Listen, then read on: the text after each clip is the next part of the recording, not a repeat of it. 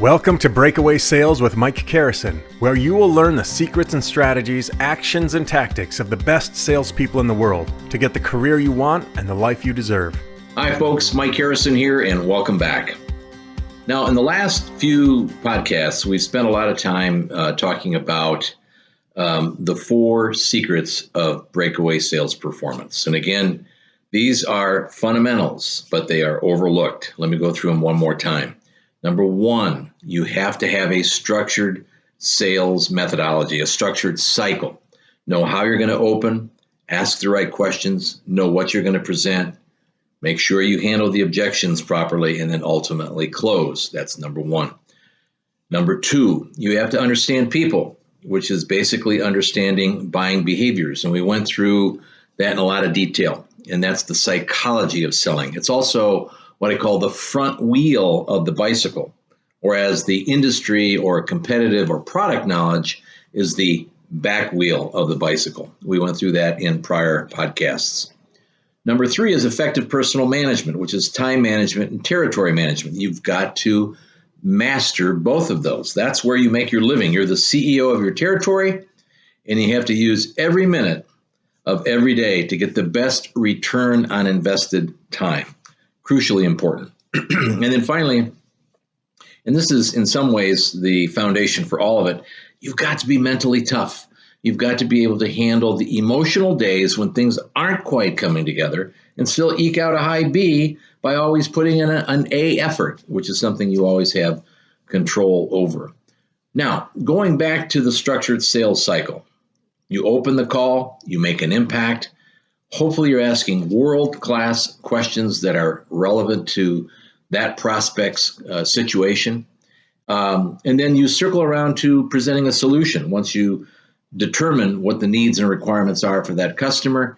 And then you're likely to run into objections, good old-fashioned objections. And most folks are terrified of objections. I don't really understand why, because again, on the other side of an objection is usually an order, a new customer. But there's a process involved, and we're going to go through that. In fact, I'm going to use the next 2, possibly 3 podcasts to walk through all the details of objection handling so that you can get a basis for how to do it. It's a skill, it can be learned, and it'll help you close more business, I promise you. Let's break the objections down into a couple pieces, though. If you're a new salesman or even a veteran salesperson and your business requires prospecting, which all businesses do, and it's still the old-fashioned notion of picking up the phone or knocking on the door or getting a reference or something, but ways to get in. When you get in for the first time, and you have to work hard at that, you have to be determined, you have to be mentally tough in order to accomplish that, you're going to many times be met with reticence. If you're lucky enough to get through the gatekeeper and boom, there's the prospect, the guy or the gal that you really wanted to talk to, you got to make an impact. So introduce yourself carefully, slowly, enunciate so they hear your name. Introduce your company. Let them know exactly what your company does, your core competency, because they probably have no experience with you or your company at all, possibly. So let them know right out of the gate. Set the stage for the rest of that conversation. But theoretically, you've invaded their turf. You're taking their time. You're kind of an uninvited guest. The classic cold call response is, hey, I don't have time for this. I've heard it before. Call me another time. It's the blow off. We've all experienced it. It feels like rejection, but in reality, they're just busy and you caught them at a bad time. So it's really important to be empathetic in those situations. It's not a real objection at all. In fact, it's just kind of the heistman, trying to get rid of you, trying to get you off the phone so they can move on with their day. They just don't want to buy anything today and they don't want to be sold. And they're busy. So you get that. So in order to meet that head on, what I do is to try to take it off the table. The objection is removed by simply telling the prospect, hey, thank you very much, first of all, for taking my call. I appreciate it. I know that your time's really valuable, and I promise to get right to the point. So this is the reason I called you today. And then state your reason. You're not doing Hamlet here. You don't need to get fancy and slick. In fact, that kills trust when you do that stuff. Just be factual and be professional and let them know exactly why you called. Many times I'll ask for permission to go forward, or if there's a better time, I'll actually set up an appointment with them right there on the spot, because they might be in a meeting, or they might have to make a call, or they might have to leave the office to go on an appointment. And we want to be very sensitive to that. So my point is, use common sense here. You don't have to be flashy.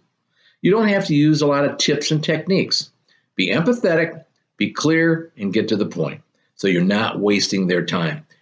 At a minimum, you're going to be way ahead of your competition because they don't know how to do this.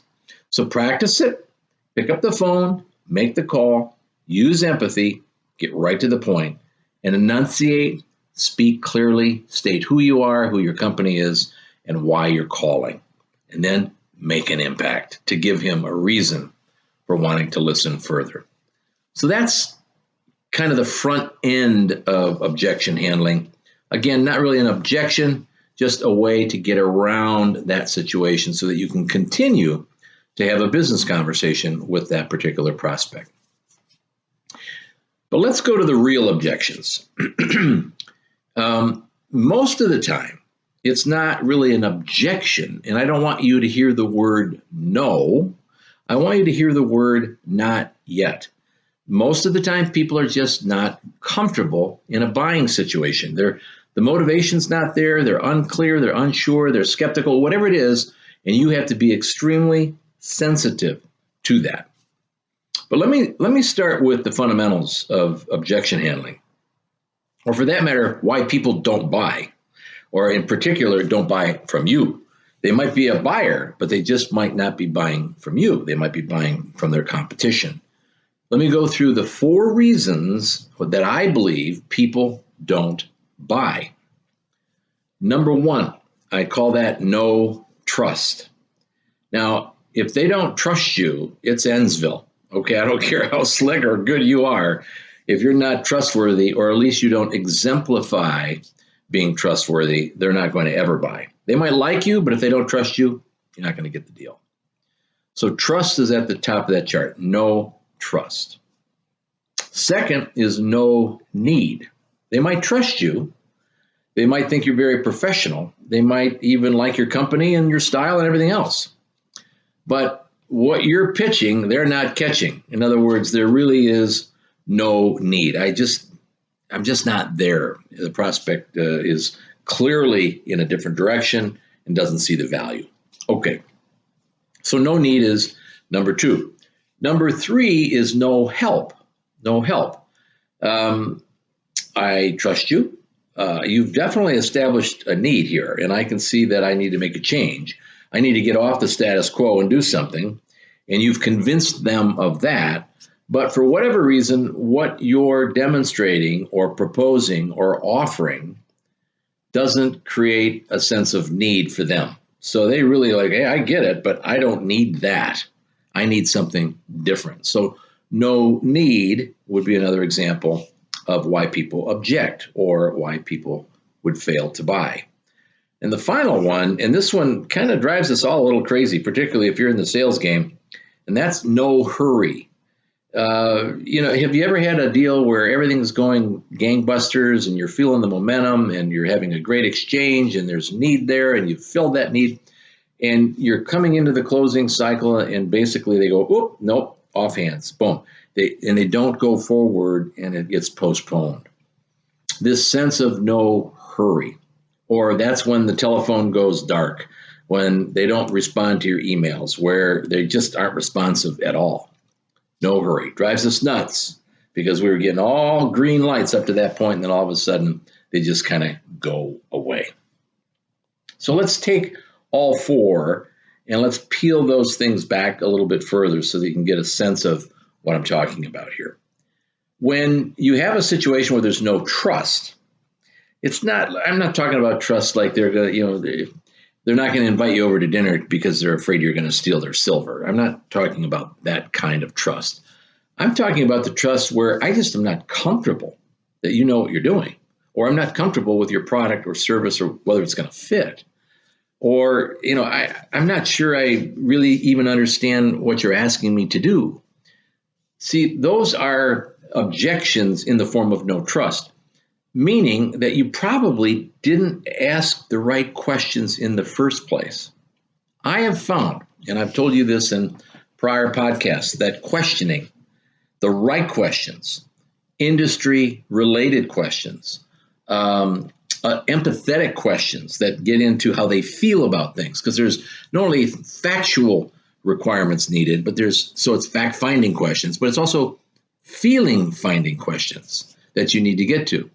When you do that skillfully, asking the right questions, you build trust. And many times, I don't even like to ask a question unless I kind of already know what the answer is. Now, that's really having the industry under control and knowing what you're talking about and knowing your product and service and knowing more about their business. So you have to go in very prepared, know the industry, have 5, 6, 7 good solid starter questions, and then use what I call the bumper question. Okay, so if I'm selling, take a simple product like a copier. If I'm a copier sales rep, which they're knocking on doors, they're banging phones, this folks is very, very transactional. And there's a lot of rejection and objections in the copier industry. But if I ask the right questions, and if I listen to understand, and I'm empathetic, then I'm going to build trust. I promise you. All right, so no trust, number one. I trust you because you obviously know what you're doing. You know my industry, you know my situation, you ask great questions. Yeah, you're a pro. I can see that. They now have a need that maybe it is that we don't quite line up with. So no need means simply that whatever it is that I determined and found out through the discovery process, I wasn't able to present something that satisfied the need, or I didn't either develop the need or create need or even find need. Once again, it goes back to questioning. But I trust you, you're sharp, but I just don't need this. Okay, so no need usually is tied back to presentations. Are you presenting value to the customer, or are you just presenting a product? And features and benefits, I'm sorry, that doesn't work. You've got to have an intrinsic understanding of what the return on investment is going to be and how it's going to help them compete, be a better business, make more money, save money, something. But you've got to spoon feed how your product is going to satisfy that need. And that takes skill as well, back wheel skill, as a matter of fact. All right. So you've established trust and perhaps identified and even solved a need, addressed a need head on. That's all goodness. But they might respond with no help. So I have a need, but I don't see how you can help me, is a lack of interpretation of the return on investment. It's them not connecting the dots of how this problem exists and this solves it. It's your job to make that connection. So if saving money or driving out waste or increasing return on investment or finding more customers or whatever it might be that they're looking for your product to solve, you've got to interpret that in such a way that they understand it and it becomes relevant and it creates demand. It creates this sense of need that you and only you can satisfy. Otherwise, people are going to choose the status quo. No need, no movement. Status quo is just fine. Until something better comes along, I'm just going to keep doing what I'm doing. So it's our job, again, to connect the dots and create intrinsic value as a result of the use of your product or your service. And finally, there's no hurry. This one's not a big deal, guys. But when things stop, you're getting green lights, the rapport is great, there's a good fit, they've seen the proposal, they're your inside coach, and they're helping you to establish yourself with other folks in the company, other prospects in the company. Everything's going well. And then all of a sudden, it goes dead. No callback, emails drop off, it just goes silent. and that's called no hurry. Folks, there's always, always, always a reason when things go dead. Something happened. And this takes courage and this takes common sense. You pick up the phone, you address it head on. Mr. Customer, things have been going so well. I'm so excited about our future together. I really thought we had this thing rolling. You were very enthusiastic. Others were very enthusiastic. And we're kind of at that critical point in time where it's time to make a decision. And I can see that you're not ready to make it. And if so, I guess why so? Because I've worked hard for this and I will continue to. And you have too. You've invested time. But something happened and I would just really appreciate it if you would tell me what it is. That's the way to handle no hurry situations. There's always a reason. And I think at that point in time, if you're still hanging around in the deal, you've earned the right in order to say something. You've earned that. And I think most of the time they will respect you for it and they will give you the answer to why the delay has occurred. So that's what you're looking for. So again, no trust is tied to not knowing what you're doing and not asking very good questions and not making an impact. So you got to work on that. No trust is followed by no need. I trust you, but I don't need this. This doesn't solve anything for me. I don't see any return. Why would I waste my time doing this?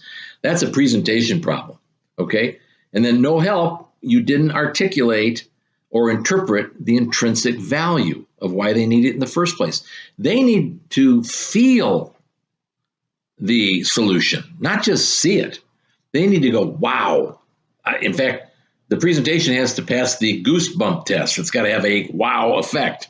I need that, okay? And I see where it helps because you've done a great job of interpreting how it helps. So that's how you solve that one. And then finally, no hurry, get on the phone. You've made a friend. You've earned the right to ask the tougher questions and just find out because you never know what's there. Goofy things can happen late in the sales cycle that can derail you. You need to stay on top of that. Don't ignore it. Don't fall in love with your prospect sheet thinking it's going to magically close for you. They don't. It's your responsibility to grab it by the throat and get the deal done. That's the way it works. That's what the pros do. Now, I've been selling my whole life, and there isn't a day that goes by when I don't prepare for a sales call. I've told you this before. Number one, make sure you know before you even make the call what you're closing for. Anticipate in advance what you believe the objections are likely to be and formulate your response to that right out of the gate. So you go in prepared. And then once those two things are done, you're on your way. So pros do these things. Pros are good at what they do, and they know why they're good, okay? They have the ability to critique their own performance, right? Remember insight and hindsight? That's what that's all about. Hindsight is, I got to go back and look at the call I just made. How did I do? What could I have done better? How am I going to do it better going forward? What changes might I need to make or think about in terms of back wheel product knowledge? That's called critiquing your own performance. And finally, pros are always getting better. The minute you become complacent, oh, I've been at this for 10 years. And I've had people in my classroom, 40 years in sales. They got all the answers. They got it figured out. I know how to hit my numbers. I don't need any help from you. I see this all the time. Then they go through my course and they come up to me at the break and say, wow, you just woke up a bunch of stuff that I completely forgot about and that I haven't been using for years. And it worked really well in the old days. I bet you it'll work well today.